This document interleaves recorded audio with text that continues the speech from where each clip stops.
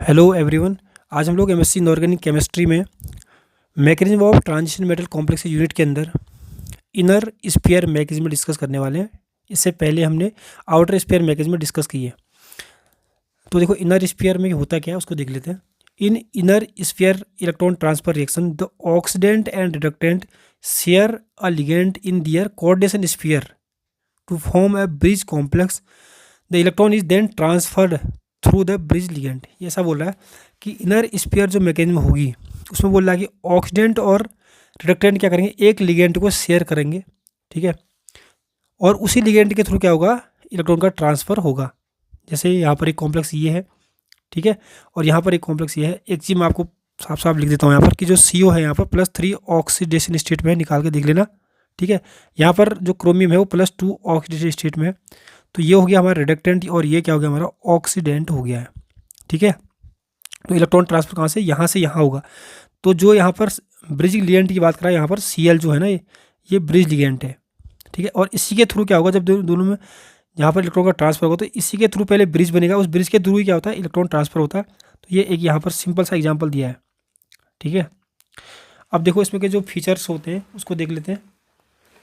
Number 1 क्या है, the complex is labile and other complex is इनट। One complex is labile and other complex is इनट, ठीक है। जैसे देखो जैसे मैंने ऊपर एग्जाम्पल लिखा है, ऊपर बता रखा है एग्जाम्पल, तो यहाँ पर क्या है ना, यहाँ पर एक कॉम्प्लेक्स कह रहा है कि लेबाइल होना चाहिए, एक कॉम्प्लेक्स क्या होना चाहिए, इनट होना चाहिए, कह रहा है नंबर 1, ये पहली condition. Number 2, the इनट complex must have at least one bridging ligand, ठीक है। जैसे यहाँ पर है ना, ये कॉम्प्लेक्स कैसा है, ये कॉम्प्लेक्स हमारा इनट है, ठीक है, और ये कॉम्प्लेक्स कैसा है, लेबाइल कॉम्प्लेक्स। और जो इनट कॉम्प्लेक्स है उसमें कह रहा है कम से कम एक ब्रिजिंग लिगेंड होना चाहिए, जो कि यहाँ पर Cl है।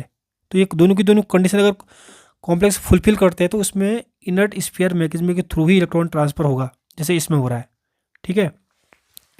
Number 3, in some reaction the bridging ligand is also transfer from oxidant to reductant which depends upon the relative stability of the product. ये बोल रहा है कि कुछ रिएक्शन में क्या होगा कि जो ब्रिजिंग लिगेंड है वो हमारा ऑक्सीडेंट से रिडक्टेंट की तरफ ट्रांसफर हो जाएगा, जैसे यहाँ पर हुआ है, देखो, ठीक है। तो सबसे पहले मैंने आपको बता दिया कि ये क्या है, रिडक्टेंट है।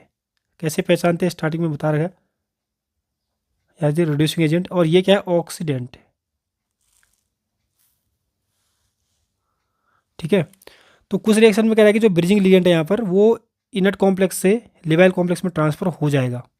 देखो यहाँ पर हुआ भी है, क्रोमियम में यहाँ पर कोई अभी तक कोई भी Cl नहीं है। जब प्रोडक्ट फॉर्मेशन हुआ था जो Cl है वो भी ट्रांसफर हुआ है, ठीक है। वो डिपेंड करेगा, देखो जो ब्रिजिंग लिगेंड है उसका ट्रांसफर होना डिपेंड करेगा जो कॉम्प्लेक्स फॉर्मेशन हो रहा है उसकी स्टेबिलिटी पर। अगर कॉम्प्लेक्स फॉर्मेशन अगर ट्रांसफर के बाद, ब्रिजिंग लिगेंड के ट्रांसफर के बाद कॉम्प्लेक्स स्टेबल बन रहा है तो ट्रांसफर होगा, अदरवाइज नहीं होगा, ठीक है।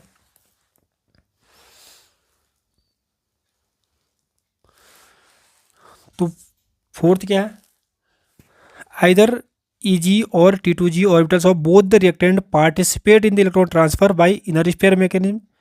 If both the reactant is in electron transfer reaction involve the same symmetry, the electron transfer will be fast. ऐसा बोल रहा है कि either Eg or T2g orbital of both the reactant participate in the electron transfer by inner sphere mechanism, ठीक है।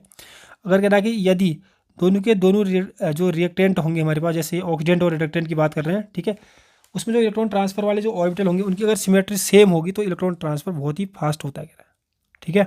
उसके बाद inner sphere electron transfer reaction are faster than similar reaction occurring through outer sphere mechanism, ठीक है। हमारे पास जो complex है suppose करो उसमें इनर स्फीयर मैकेनिज्म भी हो रही है, आउटर स्फीयर मैकेनिज्म भी हो रही है, तो इनर स्फीयर मैकेनिज्म के जो थ्रू जो इलेक्ट्रॉन ट्रांसफर होगा वो हमेशा किसके क्या होगा, फास्ट होगा, ठीक है, आउटर स्फीयर के कंपेयर में। नेक्स्ट क्या बोलता है कि the rate of electron transfer increase if bridging ligand possesses unsaturation, ठीक है।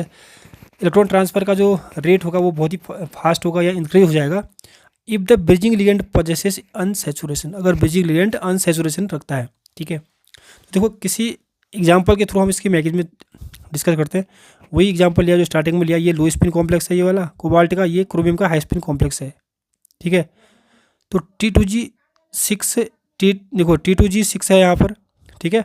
अब निकाल के देख लेना, +3 ऑक्सीडेशन स्टेट में है तो T2g6 ही बचेगा। एक बार निकाल के दिखाता हूँ, देखो हम इन दो कॉम्प्लेक्स की बात कर रहे हैं, तो सबसे पहले ऑक्सीकरण अवस्था निकाल लेना, ठीक है। इसकी एक्स मान लो, सेंट्रल एटम की एक्स प्लस NH3 की होती है 0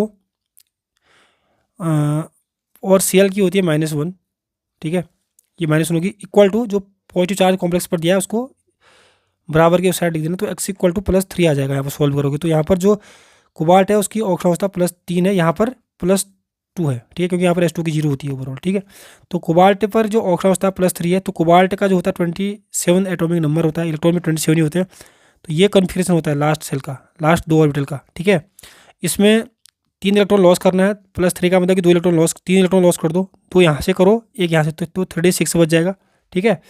और यहाँ पर क्रोमियम का क्या है 35 4s1, क्योंकि 24 होता है ना, 35 4s1, तो 2 प्लस चार्ज आ रहा है, मतलब कि 2 इलेक्ट्रॉन लॉस कर दो, एक यहाँ से, तो 34 बच जाएगा, ठीक है।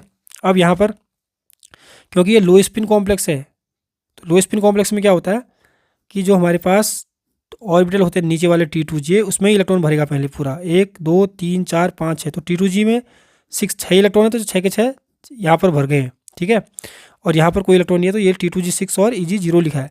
जबकि जो ये कॉम्प्लेक्स है ये हाई स्पिन कॉम्प्लेक्स है, तो यहाँ पर क्या होगा कि T2G में 4 इलेक्ट्रॉन हमारे पास बचे हैं ना, 4, ये 4 कौन से, ये वाले, एक यहाँ पर, एक यहाँ पर, एक यहाँ पर, एक यहाँ पर, ऐसे भरेगा, ठीक है, क्योंकि हाई स्पिन कॉम्प्लेक्स में इलेक्ट्रॉन ऐसे बढ़ते हैं।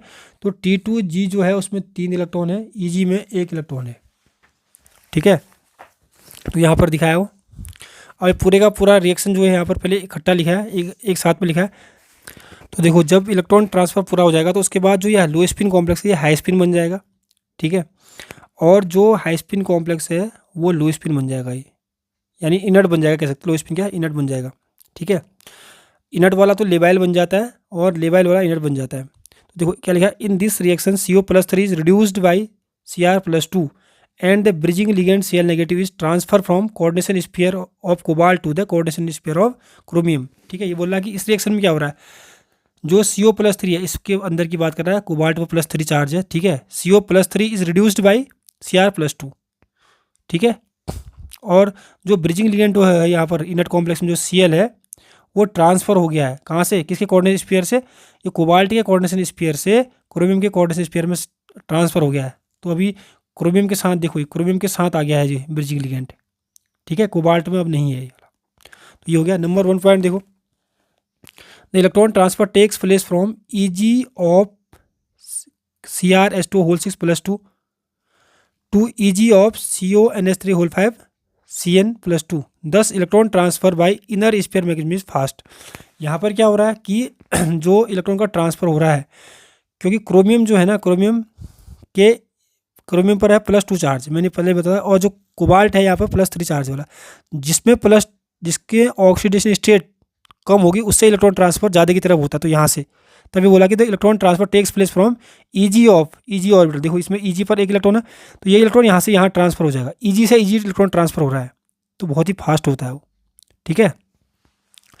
नंबर 2 पॉइंट जो है, the Cl atom of inert complex remain firmly attach to CO+3 replace H2O from labile Cr(H2)(6+2) to form bridge complex, ठीक है। तो इसमें क्या होता है, देखो ब्रिज कॉम्प्लेक्स कैसे बनता है वो देख लेते हैं पहले। तो यहाँ पर जो है ना, जो जब ब्रिज कॉम्प्लेक्स बनता है तो जो CO के साथ जो Cl है, ये देखो यहाँ पर तो सेम टू सेम ये कॉम्प्लेक्स तो ऐसा ही रहा है पूरा का पूरा, CO के साथ 5 लिगेंड NH3 के हैं, तो 5 यहाँ पर हैं, ठीक है, एक Cl है, एक Cl ही हो गया, ठीक है। अब क्या होगा कि जब ये कॉम्प्लेक्स बनाएगा, ब्रिज बनाएगा, तो यहाँ से एक H2O को बाहर लगा देगा, जो लेबाइल कॉम्प्लेक्स है उसके अंदर से H2O बाहर चले जाता है, तो ये H2O बाहर चले गया, तो यहाँ पर H2O 5 बच गया, ठीक है। ये इन दोनों के बीच में Cl हो गया, Cl ब्रिज बना दिया ये, ठीक है। उसके बाद क्या कहता है कि जो electron transfer takes place from Cr+2, मैंने बोला Cr+2 से +3 में ट्रांसफ़र हो रहा है, ठीक है, यहाँ CO+3 होगा। तो इलेक्ट्रॉन ट्रांसफ़र कहाँ से होता है, Cr+2 से CO+3 वाले कॉम्प्लेक्स में होता है, ठीक है, किसके थ्रू, ब्रिज के थ्रू। और जो ये स्टेप होता है ये होता है रेट डिटरमाइनिंग स्टेप। तो उससे क्या होगा, देखो जैसे ही इलेक्ट्रॉन यहाँ से यहाँ चले जाएगा तो इसकी जो ऑक्सीडेशन स्टेट है वो घट जाएगी, तो +2 हो जाएगी, ठीक है, मतलब कि ये लेबाइल बन जाएगा फिर, देखो, ठीक है। और जब ये इलेक्ट्रॉन ट्रांसफर करेगा ये +3 में आ जाएगा, तो ये इनर्ट बन जाएगा फिर ये वाला कॉम्प्लेक्स, ठीक है। उसके बाद नेक्स्ट पॉइंट क्या है, देखो now the bridge complex dissociate in such A way that Cl atom remain attached with chromium.